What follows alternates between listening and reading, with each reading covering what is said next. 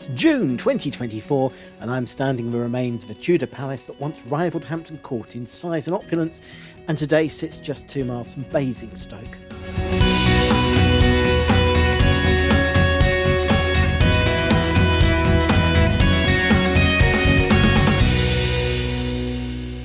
The name Basingstoke is likely derived from being the outlying western settlement of Basses people, an Anglo-Saxon tribe who settled in the area in the 6th century. The original main settlement was called Basing, after the tribe chief. Today, it's a village of Old Basing, 2 miles to the east of modern Basingstoke.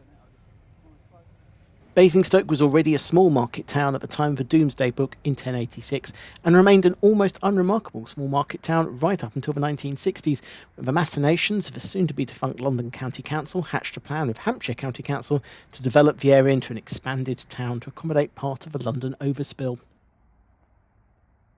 At the outbreak of World War II, the population was barely 13,000. 77 years later, in 2016, the population had ballooned to nearly 114,000.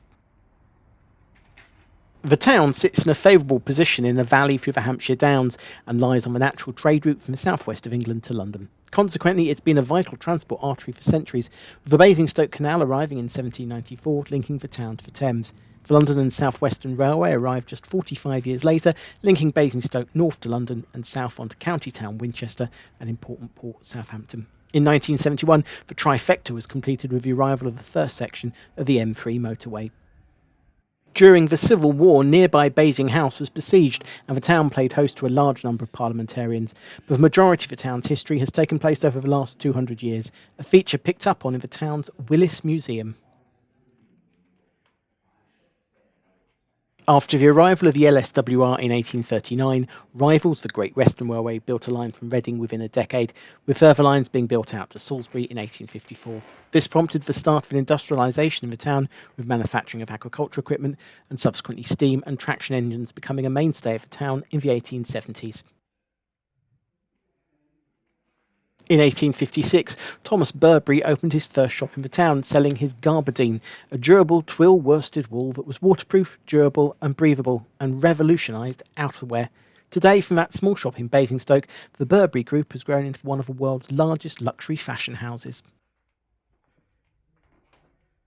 Following the London overspill plan, intensive construction of estates, office blocks, retail parks, shopping malls, ring roads and the accompanying other infrastructure took place through the 1970s and 1980s, with the bulk of the development of the town completed by the late 1980s. Encouraged by the government, who also outshipped parts of the civil service to the town, it subsequently became the home to a number of companies and organisations and is still home to the Automobile Association and banknote producer De La Rue. It's also home to Sony Professional Solutions, which sells equipment into the broadcast and media industries. The main exhibition may only go back 200 years, but other artefacts in the museum show that the area may have a much older human habitation, with flint implements and axes discovered in nearby fields suggesting settlement in the region back to the Paleolithic times. Just to the west of the town centre, located in the leisure park, retail and entertainment complex, is the Milestones Museum.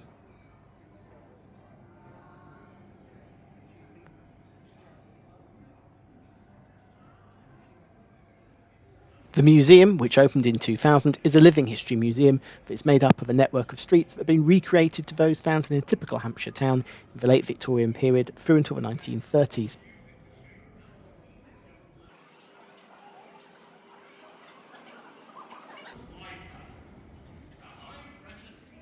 Unlike an ethnographic museum where typical local buildings have been taken apart and moved piece by piece into the museum, the buildings in the Milestones Museum were all created on site using modern materials, but designed to look like buildings of the correct era.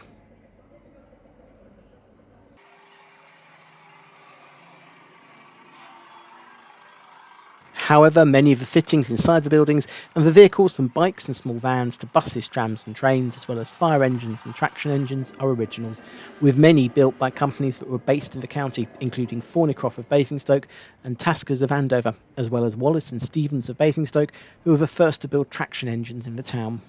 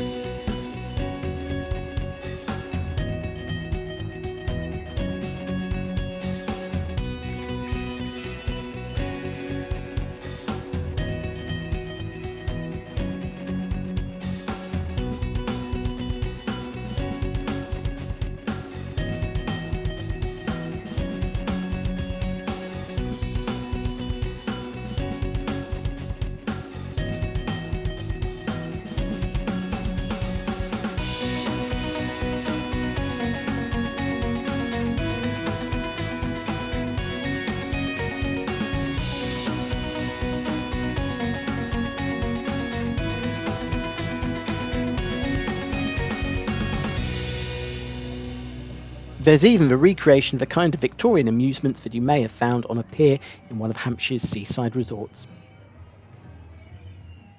2 miles to the east of the centre of modern-day Basingstoke is a small village of Old Basing, site of that original Anglo-Saxon settlement, but also for 114 years in the 16th and 17th century, home to a Tudor palace that rivalled Hampton Court in size and opulence. The site of Basing House has a pedigree going back before the creation of the Tudor palace, with the site being an old ringwork castle with the defensive rings and earthworks still being the main identifiable element today.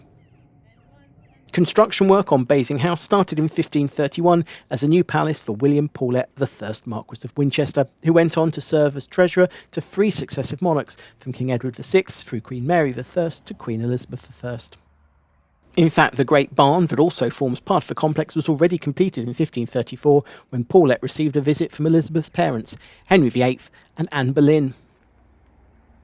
The final form of the palace was made up of the old house, which was built on the foundations of the original ringwork castle, and the new house, which was located outside the ringwork fortification and had a bridge that formed a link between the 2 structures.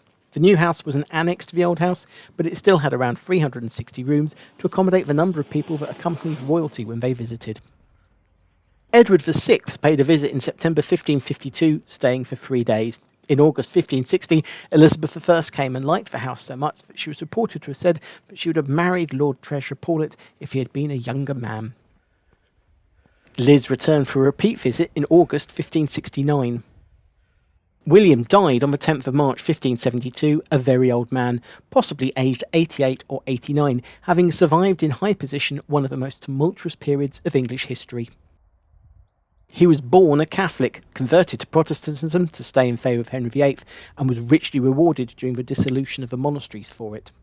He became evangelical under Edward VI before promptly reconverting back to Catholicism on Bloody Mary's accession, denouncing and persecuting many of his former Protestant colleagues, before finally deciding middle-of-the-road Anglicanism was all the rage as soon as Elizabeth took the throne. Once, when asked how he managed to survive so many storms, not only unhurt, but rising all the while, Paulet answers, by being a willow, not an oak. Even with William's death, the royal patronage of Basing House didn't stop, even if the speed of Marquess of Winchester deaths did pick up the pace a bit. In September 1601, Elizabeth entertained the French ambassador at the expense of the 4th Marquess of Winchester, also called William Paulet. King James popped by in August 1603 with his wife Anne of Denmark staying the following month. But as with all noble families, deaths and taxes take their toll, along with the excessive entertaining of his father, and by the time the 5th Marquess took his title on February 1629, the need to downsize was pressing, so the house was closed up and the windows boarded over. An experimental, massive, brick-built complex that was coming up for 100 years old, it was plagued with problems including dry and wet rot, broken windows, leaking roofs, and the issues of trying to heat all the wings of the building. Within 13 years, all of those issues would disappear, but not in the way John Paulet might have wanted.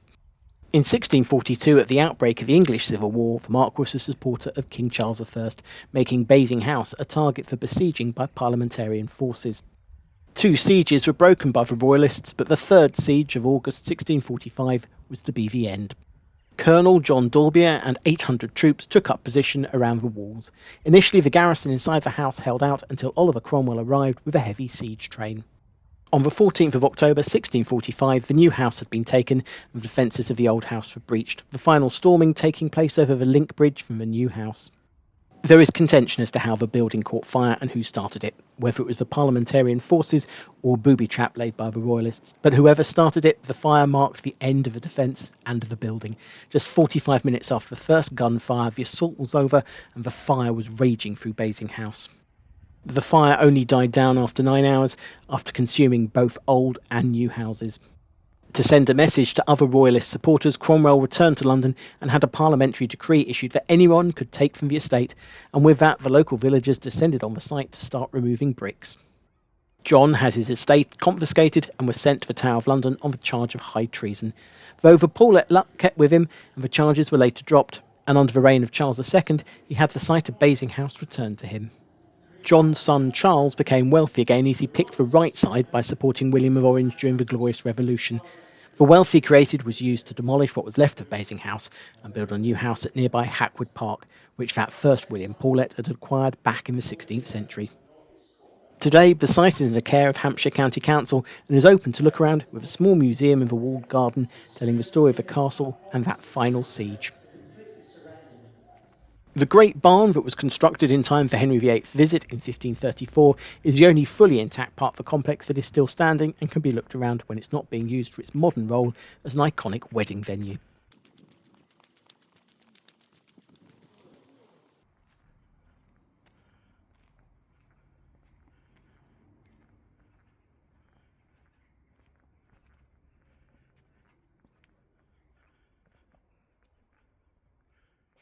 Four miles further east sits another ruin from another period of royal ructions, Odiham or King John's Castle. All that remains of this 13th century structure today is part of the keep. The construction of the Basingstoke Canal in 1792 took the southern corner of the bailey, leaving just part of the octagonal keep and some outlying earthworks. The site lies almost exactly halfway between Windsor and Winchester, and this is likely the reason for King John deciding to build one of just 3 fortresses he had constructed here. Construction started in 1207 and continued through until 1214 when work ceased. According to scrolls held by the Public Records Office, the total expenditure over this period was valued at £1,000, around £1.9 million in current prices. To say that King John was unpopular is a little bit of an understatement, and it takes quite the failure in a monarch to have all your barons turn against you. Yet John managed it, and the only way to save his neck and keep some form of power was to accede to the barons' request, and in 1215 King John rode out from Odiham Castle to head to Runnymede, where he met the barons and put his seal to Magna Carta. Of course, despite attaching his seal, John didn't want to play ball, and pretty soon the country descended into the First Barons' War, during which the castle was captured by French troops following a 2-week siege. The damage caused in that siege was repaired at some point over the next decade. In 1236, King Henry III gifted Odiham Castle to his sister Eleanor, and 2 years later she married Simon de Montfort. De Montfort and Eleanor carried out a number of extensions and updates to the castle, creating more living space. In 1263, de Montfort rebelled against Henry and died at the Battle of Evesham 2 years later. Eleanor was exiled, and the castle returned into the possession of the Crown. The castle served as a prison for King David II of Scotland for 11 years, following his capture in 1346. By the following century, the role of the castle had been relegated to that of a hunting lodge, and by 1605 it was described as a ruin. Mother's Ruin is a nickname given to gin, and 15 miles west of Odiham Castle, in the village of Laverstoke, you can find gallons of the stuff at the Bombay Sapphire Distillery.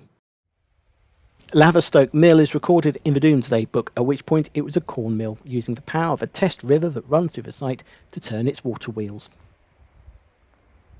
In 1718, the site was leased by Henry Portal, who converted it into a paper mill, and in the 1720s, Portal managed to win the contract for the supply of paper for banknotes to the Bank of England. The fact that Portal was related to the person inside the bank making the decision, and the fact the contract was exclusive and for 250 years, are purely coincidental. As the British Empire expanded and paper money became more widely used, the site had to grow, and in 1860 a new building, India House, was constructed to supply the contract for paper for the Indian rupee. By the beginning of the 20th century, the facilities at Laverstoke were inefficient and old-fashioned, and in 1922 a new mill opened in the nearby village of Overton, taking over most of production. Laverstoke was retained, specialising in research and development, particularly in banknote security. Papermaking ceased in 1963, and in 1972 the site was taken over by a subsidiary company who used it for manufacturing of water treatment equipment. In 1995, portals were taken over by Basingstoke-based De La Rue, and 10 years later the site became vacant. Bombay Sapphire Gin was first launched in 1986 by international distillers and vintners. Through various acquisitions and takeovers, the brand passed into the hands of Bacardi in 1997. Production of the gin was contracted out to G&J Greenall in Warrington, Cheshire, but Bacardi wanted to bring production in-house and were on the lookout for a location where they could build a purpose-built distillery. With a vacant industrial site centred around a building called India House, Laverstoke Mill was deemed to be the perfect location. Bacardi purchased the premises in 2010 and set about restoring and transforming the site, with production moving down to the site in 2013, including taking 2 of G&J Greenall's stills, and the public visitor centre opening the following year. You can now take regular tours around the site to explore the history of Laverstoke Mill, as well as how the gin making process works, including the use of botanicals that give flavour to the gin. Part of this is explained in the 2 greenhouses that have been constructed on site to house specimens of the plants used to create the 10 botanicals that are added to the base alcohol to make Bombay Sapphire. These are angelica root, coriander, lemon peel, orris root, bitter almonds, cassia bark, licorice root, cubeb, grains of paradise, and, as it's required for gin to be called gin, juniper. The greenhouses that the specimens are located in were built as part of the site's development and were designed by Thomas Heatherwick. Here the 2012 Olympic cauldron, the more ill-fated Boris buses, and the disastrous waste of money that was the London Garden Bridge. The Temperate House is home to bitter almonds, licorice, angelica root, coriander, orris root, lemon and juniper.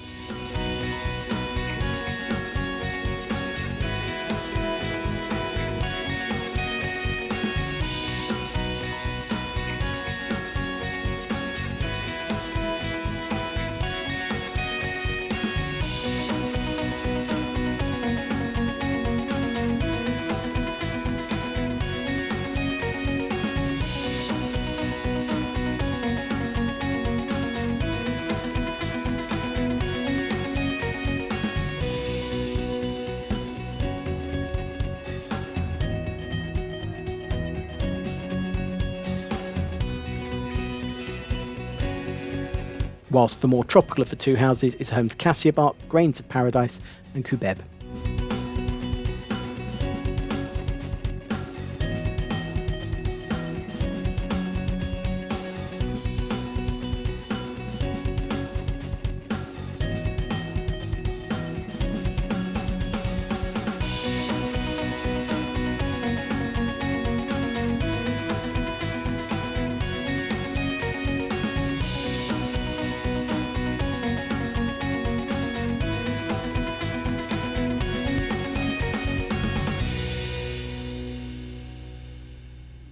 And of course, the tour includes a sample of the finished product. Basingstoke is located on the southwest main line from London Waterloo, with regular fast trains taking just 45 minutes to make the journey. Southbound, there are regular services to Southampton Airport in under 30 minutes and on towards Southampton in under 40, continuing to Bournemouth and Weymouth. There are hourly cross-country services south to Bournemouth and north to Oxford in about an hour, Birmingham International for Birmingham Airport and central Birmingham in 2 hours, and Manchester in just under 4. Changing off a London-bound train at Woking connects the Rail Air coaches to London Heathrow. Southampton Airport has year-round domestic services and flights to Amsterdam and Paris, with seasonal services to the near continent. Birmingham Airport is a hub for EasyJet, Jet2 and Ryanair, along with services to the Middle East and India. And London Heathrow is one of the busiest airports on the planet, connected to all 6 continents.